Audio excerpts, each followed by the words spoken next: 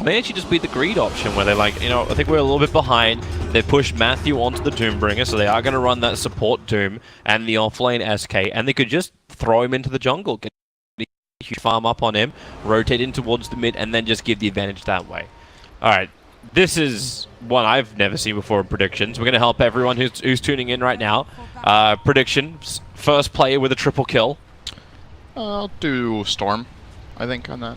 You gonna go Storm? Yeah, I think so. Storm or Troll. We're gonna see a triple kill by Storm, so if they get ahead in the fight, Storm can clean up. I'll do Storm. I'll go Troll, just to be different. Alright. Highest magic or pure damage? Done to heroes by 10 minutes into the game.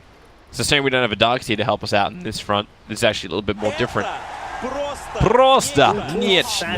Sorry, I love that one. I think Puck on this. You'd say Puck? You wouldn't think, I suppose, like, Shaman Shocks wouldn't be enough. It's not going to be enough. I think Puck is, on paper, the hero that should win this one. That doesn't mean he does. And then it's going to be a Storm Spirit that does it. Yeah, it's a bit hard for Storm to do a lot of magic damage before 10 minutes, though. He doesn't really start doing magic damage. And he doesn't do it to heroes, he does it to the creep Exactly. wave. Until he's level 6, he doesn't do it to heroes. Player with the highest total physical damage done to heroes at the end of the game. Troll. It's just... It looks just player to be with too most obvious. kills at minute 10. Huh. Well, that's a little bit more... We've got 15 seconds to decide this. We've got time. No one's going to engage anywhere, so we're good. I'll do Shadow Shaman. Really? Yeah. Let's see. I think that safe lane of theirs is going to be pretty... Or actually, they're aggroing. Oh well, too late. Okay. I picked. Yeah, and I actually panic picked as well. I picked Victoria. Okay, who's that? I'm like scrolling Which down and hero just is like, that? I'm thinking about the map. It's the Nyx Assassin. Alright, well that's... I think that one is less likely. So the reason I wanted to pick Shaman is that I think this game is going to be fairly quiet the first 10 minutes, and I was like, which lane is going to kill? And I think it's going to be the Shaman Troll lane that will kill, and then the other shock will be the finishing move. So that was my logic behind it. We'll see if that ends up happening. So, well, we are currently replaying the story of every sad intel hero in the mid, where Nyx Assassin comes in, mana burns, and then the lane is just very, very sad. But full lane switch up, Trolls up on top. Magnus is taking a while to get down to the bottom where Benjaz is fighting, and Acel has already rotated himself up to the top lane, so King Tekka and Acel will work together as the SK and the Rubik on the top against Troll and Shaman. I like how Infamous has set their laning up here. I think it's very important that the Sand King gets to play a matchup like this, where he has help, or that he is at least in the safe lane. Because if he was Tomato, you committed to that? He's going to actually get hit down. One more attack from Victoria will do the work, and he actually takes first blood in the mid lane. He came in for the range creep. He orbed to get the range creep while taking damage from Victoria. It already mana burned him. But it was the fact he orbed to farm and now has this double wave pushing underneath his tower. At least he makes it back in time to get the experience, but yeah, that's so annoying. No, man. Playing against mana burn is so annoying. Maybe he's already just so annoyed that he was like, I need to get CS, and he was willing to risk it. I accept the fact I'm going to die in order to get a range creep. I'm pretty sure he didn't do it knowing he would die. Thought he would get away with it. Hey, great choice on Victoria now, right? Yeah, I guess so. Kills. He's going to rotate up towards the top lane. Acel getting slowed down by the range axes. Yao cannot get in range to get the shackle off, however. So Acel makes it back in range of his tier 1 tower to relative safety. That's that bottom lane looking. Magnus going 9-0 against the Juggernaut. Yeah, Mag will have a damage advantage. Oh, nice skewer by 11. Okay, well, Benjaz takes a lot of extra damage he wasn't intending on. He's going to foul here. Yeah. He has a good amount of regen on the Juggernaut, so it's okay for him, but nice play by 11 there to very quickly identify the skewer was an option. Alright, so at least Tomato's getting his own back in the mid now. He's actually ahead of CS.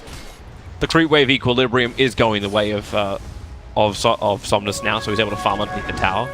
So he'll come back once more. But Tomato wants to be able to fight. Like, he's buying a salve. It's taking him forever to get to his bottle. And Victoria just removed most of his life and mana. Nyx being Nyx. Yes. Very, very, very annoying for the Puck right now. Now he's going to see the Doom. Doom is not going to see him, though. Wonder if he can use this information for anything. He might just leech. Yep, he's going to leech half that experience. Very nice for him. But overall, this... I think that when you look at the draft, this game will be a little quiet in the start because the Doom has been run jungle and the LGD lineup wants to farm up. They want the Mag to get levels, they want the Storm to get levels, and the Troll to get levels before they start really looking for moves. So yep, it's going to be fairly low on kills here in the beginning. And so we just watched the CS counter and the only one rotating hero, which is Victoria, because he's going to make life again a living hell for the mid. Walks in. Smoke of Doom. I suppose Doom can see him, hits him with an Infernal Blade. It's a level 2 Nyx here. only, and Storm Spirit puts down the Remnants to try and create a little... Okay, that's actually just a farm. I thought he might do it a little bit aggressively just to keep Infamous out. The one in the river does that. So, Victoria, he's got one mana burn left, and then we'll probably go back to base. Doesn't want to get too close, but then again, how do you even initiate? Matthew can't close the distance fast enough. Oh. He needs to be careful not to get stunned there. Could have hurt a lot. He's fine though. He's gonna go toward the bottom rune. Oh, is he? Oh, okay, it looked like he was gonna go for the bounty rune first. That would have been pretty bad. But He's got the haste rune, he can take both now. yeah. It's important he gets this rune away from the Storm. Storm will go for the bounty rune instead. I think a clutch play there from the Doom would have been to run down and steal that one. And then run toward his own because he had the haste. He could have got both runes. But And SL and King Tekka, they've burnt through so many consumables on this top lane. Like, there's a salve, and only a salve left on the Rubik. You thought they were going to play around mid? yeah, Matthew was getting body blocked by the Nyx a bit, and then Nyx turned to try to stun him, and then he ran so fast they didn't even reach anyway. That's haste rune for you.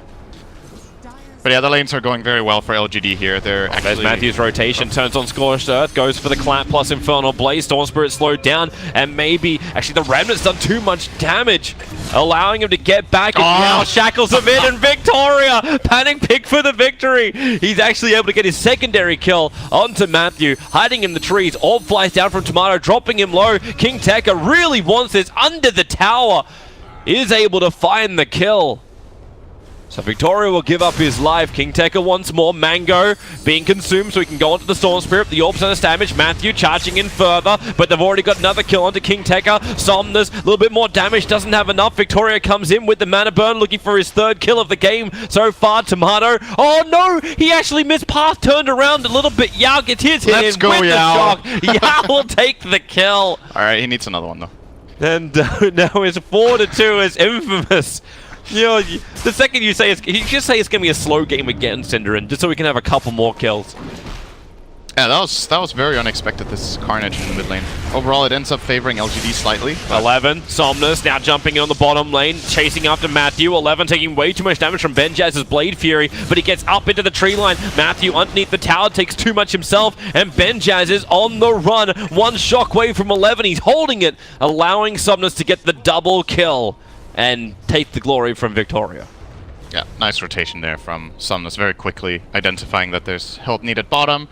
Magnus is a fairly tanky here. Oh, King maybe not this Tekka. tanky. That's a good stun. Skewer.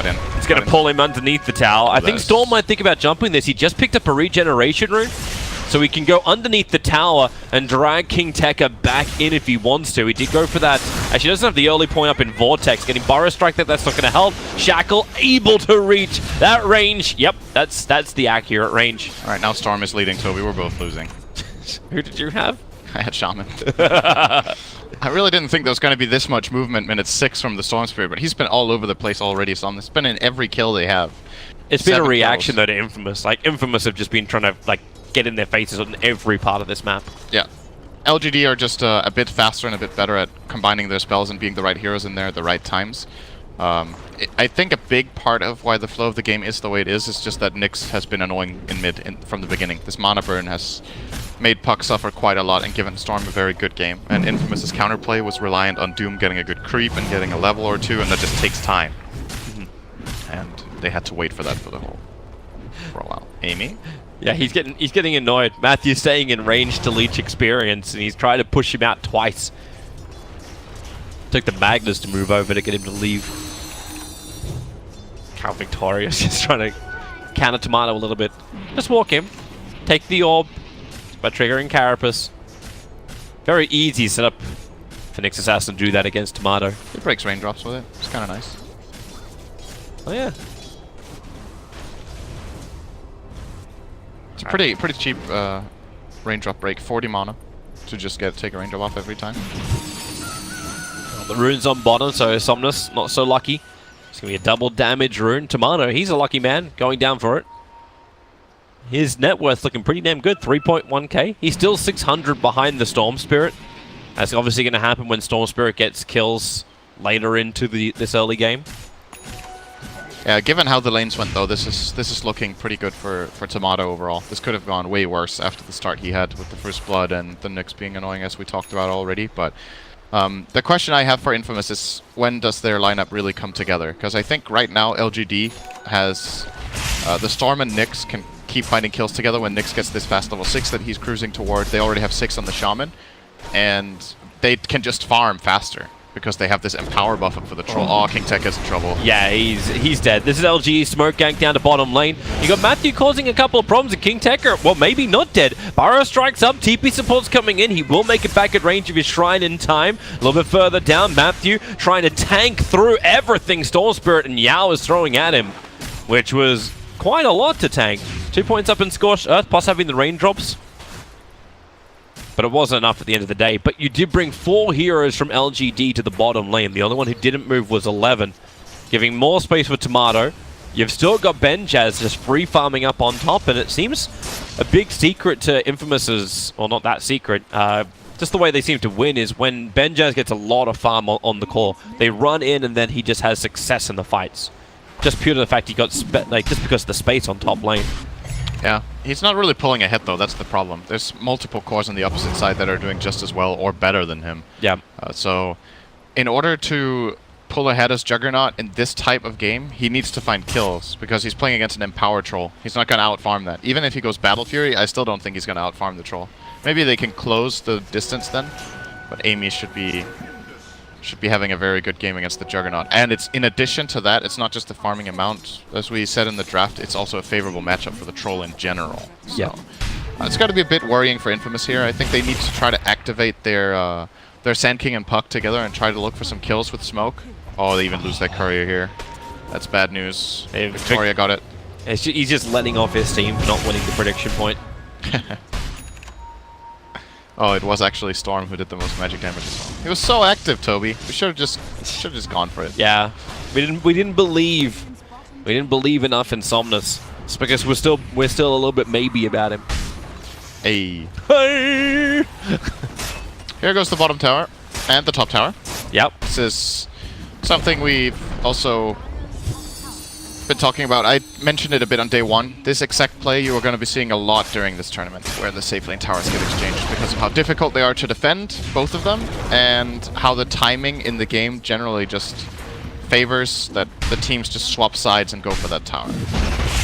It also makes a lot of sense when you run a hero like a Shadow Shaman, looking for that easy push with the Mass Serpent Wards to start with.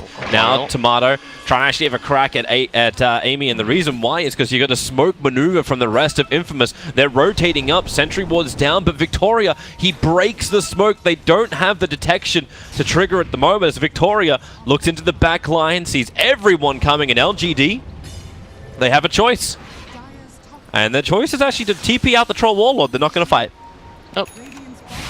5-man smoke fails, they get a lot of information, and they can just cross over to the opposite side of the map and kill them. I think it's a good choice to avoid this fight, just because of the Magnus hasn't skilled him his ulti yet. He's playing without RP on level 10. Just taking the farming route here with Spell Amp, and looking to just get big, whereas Infamous, with these kind of moves being unsuccessful, they're losing a lot of time, and that just means, once again, that LGD's farming pattern will just be more effective. You can keep...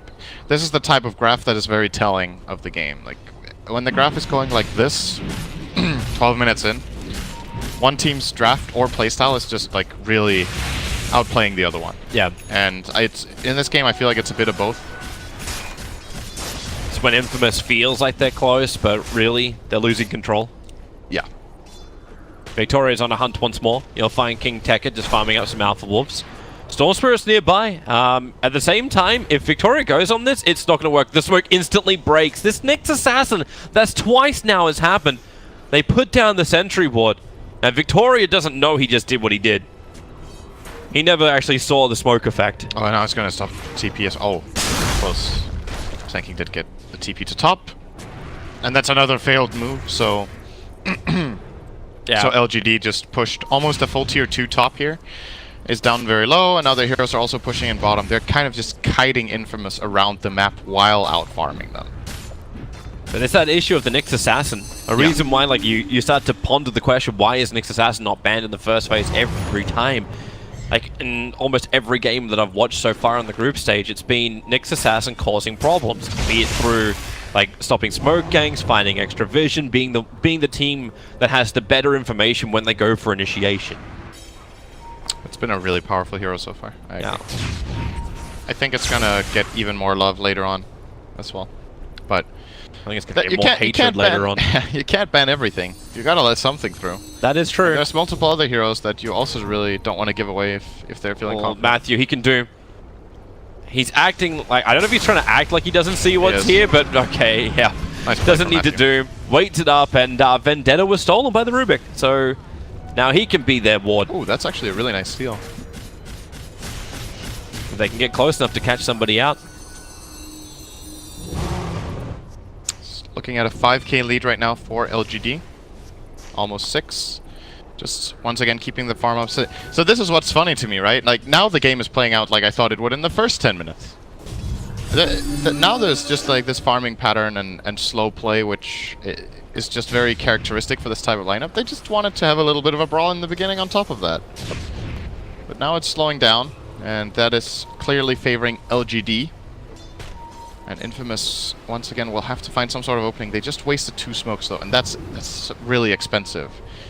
And that's also the reason this Vendetta steal is so powerful right now, because they need to compensate for their lack of smokes to try to get information. And Rubik will find the Storm. But Storm Spirit, he doesn't want to stick around. He doesn't see anybody. They have the Observer Wards down. Benjaz is TPing off the bottom lane, so no one's farming mid or pushing mid. You've got King Tekka as well as Tomato showing himself up on top. So LGD are reading the fact that Infamous are ready to pressure in from the north. And here we go for trade-off again. Tier 1 for Tier 1 tower. This trade is a lot less common, but it will obviously happen from time to time. These towers are way easier for the defensive team to protect and deal with, but if the rotations are this way, you can't defend now. You have 5 heroes on either side, more or less. And if you start TPing up heroes, it becomes apparent. Yep. And if they all want to TP in close to the tower, then there's so much delay on the TPs that you're outnumbered. That's why now, like, if LGD keep pushing, you can come in from behind. You can use the shrines. 11's baiting him to come in with the RP, but then you got a Vendetta Rubik. He can move in closer. There's no sentry ward down just yet. Shadow Shaman is holding on to one of them, but Rubik needs some good control, some good vision, and he's giving all of it. He's getting so much information right now. It's actually not bad for Tomato. Farmed up the Mass Serpent mods and is now able to afford up his Veil of Discord. Yep. Veil and Blinks minus 16. It's pretty decent timing. Do you think you have enough for Cell? Not on his own. And Storm Spirit. He's still got the Arcane Rune. They could snipe the Shaman here if Puck could connect with a Blink. Like 2 Vendetta heroes running past each other's ships in the night. And nothing happens. There's just too much information available to both sides. They can do with it as they will. And LGD aren't under any kind of pressure, right? Like they don't have to fight. It's Infamous that have to force the issue. Yep. And they're getting information, but they're not finding the opening they want. Like, the only thing they found was the Storm Spirit, who they know they can't kill off before he gets away unless Doom is able to close the distance. But there's too much vision on the Doom. I think King Tekka could be in trouble here in bottom lane.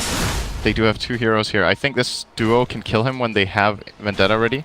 He might be getting out in time. He's getting out in time. Because he's still got Sandstorm as well as Blink. Oh, Shaman had a sentry. They could have definitely killed him there. If Nyx had ulti, he would be dead. But he did not have it. So they couldn't connect. Infamous are bringing numbers down. They're invading the Radiant jungle once more. Gotta try and find their target. Gotta be careful, however. Magnus does have Blink RP available. So Victoria is now again getting the information. Sees a lot. That Observer Ward also scattered the Juggernaut moving down south. So LGD, they'll have to choose soon. Do they want to lose their tier 2 tower? I think they will try to defend after taking the mid tier 1, actually. Oh, they fortified it by a little bit of extra time. Tier 1 tower does go down the mid. Damn, he's so quick at doing that. Where's your TP? Oh, they're going Roche. They're just going to go Roche instead. Okay, so a tier 1 for a tier 2 plus Roshan for LGD. Yeah, good trade for them if they manage to pull this off. And the courier is scouting Nyx Assassin. All Storm. Oh, Benjaz will be able to finish off the tower. Somnus just jumping forward. Confidence. Maybe making Infamous believe they're going for a fight which will take attention away from other objectives like Roshan. Which Troll Warlord will take now. Wait, are they? Yeah, they saw Nyx. Dust. He's hasted as well. Yeah, you can't control it. Tomato does have his blink as well, so a blink into Dream Coil. They can lock him down. If Victoria decides to get a little bit cute, which he did beautifully. He actually spiked Carapace, so the Caustic Finale would trigger. I believe that's actually what he just did then. Yep. Sounds likely. So Nyx is a pretty good hero against Sanking, because the way Sanking plays fights is a lot about weaving in and out and has these abilities that all deal damage. So if you Carapace at the right time, you can mess with him quite a lot. It could have also just been a Sandstorm there. You could have Carapaced the Sandstorm. He could have Carapaced the Burrow Strike if he predicts that's coming in. And even when Sandking Epicenter's in, if you're Carapaced, he will not be able to really land his stun instantly. So, Nyx is just good against a lot of heroes. Oh, fight's coming on top lane. Where's that vision from the Radiant? It's not in deep enough yet. They just leave one defensive ward, but eyes are on the Doom. And walking around with a Dust, and Troll just blinks forward, looking for the kill on Matthew. They'll get the Burrow Strike off, and now with the Dream Core catching 3 and the Silence on 3. This is Infamous's fight. The Mass Serpent wants it down. RP really not doing anything because he never got it off. He died too quickly. Aegis Immortal has brought the Troll back to life again. Benjaz has to start retreating out. Meanwhile, Storm looking for King Tekka, who Burrow Strikes himself away with a double stun, trying to get the distance. The Healing Ward cannot give enough regeneration. But Infamous with a 2-2 trade-off. Mass Serpent Wards are away from the tower. And Aegis is burned, as you said. Infamous would have won this fight really hard if Juggernaut had mana enough for his ultimate, but he didn't. There was no Omnislash in that fight even. He would have got a secondary kill on the Troll, perhaps. That moment you need to Mango. I'm not sure why his mana was so low, though. He used Spin and Healing Ward. I guess he used Spin, Healing Ward, and TP, and then maybe his Manta, then he doesn't have the mana anymore. That's a problem that Juggernaut has to deal with in his itemization. You generally see Juggers go for this build where you have Ring of Aquila into Manta style, but some Juggers do a drum on the way to solve this problem. Not in Benjaz's build, though. He's going to go for the Diffusal, which will also help a bit on the mana front. And now he's flying out of Clarity. That's a bit too late. But, better late than never. He needs to stay full mana all the time in case a fight breaks out, else the LGD side will be able to abuse the fact that Omnislash is not present. I think in that fight, Benjaz, it's easy to say afterwards, but I think it's better for him to probably just get the Omnislash off rather than the spin, and then play around afterwards. But it was a really good spin too, so it's hard to say whether it would have been better or not. But the position that Tomato set up for them was really good, so I think he could have maybe even survived without his spin afterwards. But with that 3-man call, huh? Oh, Victoria. Oh, they didn't see him. Yeah, they moved to the other side, but they may be really kill. happy about it if they can kill off the Troll. No! He'll blink down King Tekka. He got close. But not close enough. They did actually see that Radiant Sentry Ward there. But they don't want to kill it off. It still reveals their position, or confirms their position, if they do it. So instead, Infamous look towards the mid. And LGD, maybe this time 11 will be able to get that RP off. Now he's got a Shadow Blade available. They might smoke here. Yep, 5-man smoke. Troll Warlord was in range though, and he'll actually break his smoke to Infamous. Yeah, they were paying attention. So LGD gonna go for a wraparound. But who do they find? Infamous are pretty tight in together. Oh, Benjaz, this is so greedy. If he gets caught here, this is going to be awful for Infamous. This is so bad of a position next to the enemy shrine. It's either that or he is the trap. He missed the first stun, gets his spin off. SL able to actually get the lift into the tomb, onto the Storm Spirit. He'll have the regeneration thanks to the fact they're fighting on top of the shrine. RP catching 2, but then it's actually not RP stolen. It was only Skewer from SL. There's nothing more he can do. Amy's already got himself a triple kill. And on 2 out of the 3 cores of Infamous to boot. If Infamous want to make this play, you either commit fully or you don't go. And the problem there is that the Rubik and the Doom set up the Storm next to the shrine, but the Juggernaut didn't get in. And then, you know, this is already an inferior fighting position where LGD are coming in smoke from the bottom side, and they get a good 2-hero RP skewer into the shrine, into the Serpent Wards. The fight is over. Yep. They have to all in pounce and just see what picks they can get immediately to build themselves an advantage in this shrine fight, or they need to not even be there. It's very greedy, in my opinion, from Benjes to farm the Ancients in this position. Just trying to be efficient. Absolutely. Yeah. I mean, I think Infamous has the right idea that they're trying to set up a fight like that, where maybe they position themselves so LGD show first, and then they get the jump. But the problem is that that fighting position is just too bad. There's even an Observer Ward from the Radiant placed there as well at the shrine, so it's unlikely. If Infamous want to spring this exact trap, they need someone to stand in the tree line below the shrine so that the smoke pops before they head in. And they have all the information, then ideally they also have a ward down, and then they can... Infamous are coming again. The jump up, wow. Matthew takes so much damage. The BKB triggered from the Troll Warlord. Somnus doesn't find his opening just yet, but the Troll Warlord, the never-ending bash onto Benjas. He goes for the Omni Slash now, but gets bashed the second he gets out of it. The Troll versus Chugger, we talked about it, and that is Exhibit A, B, and C of how superior it is. We've got a skewering chicken from Rubik, but that is not enough to escape the Troll's mouth. And this could be...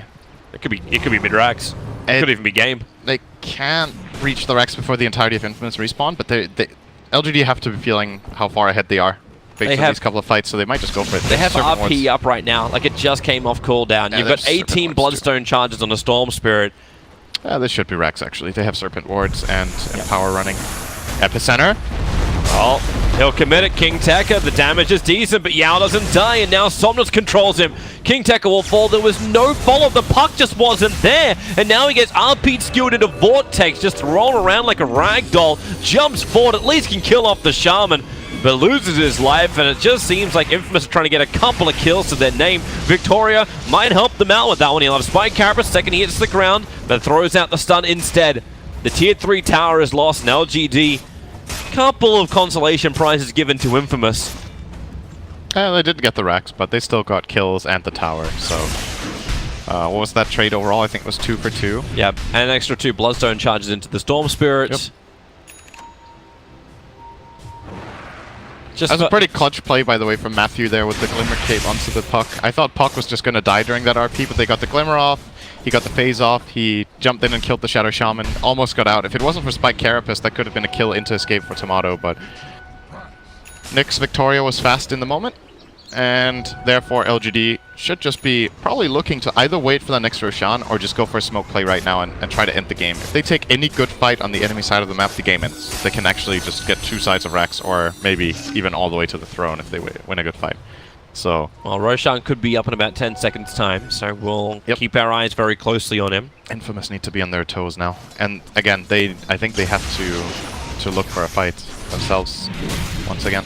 It's not easy, though. They're looking for one. It's the Troll Warlord. Oh, no! He used the wrong target, so they'll Dream Coil onto the Troll Warlord. Matthew's trying to get in range, and now the Troll, they turn around on the Doombringer. There goes your Omni Slash, but Benjas, the damage is minimal until now. He does the spin onto Yao, but Amy right on the money. Benjas will fall. Tomato goes on the run, but the Orchid is also there from the Storm Spirit. A silenced up Puck, can't go anywhere, and GG is called. Infamous understand this game is definitely over.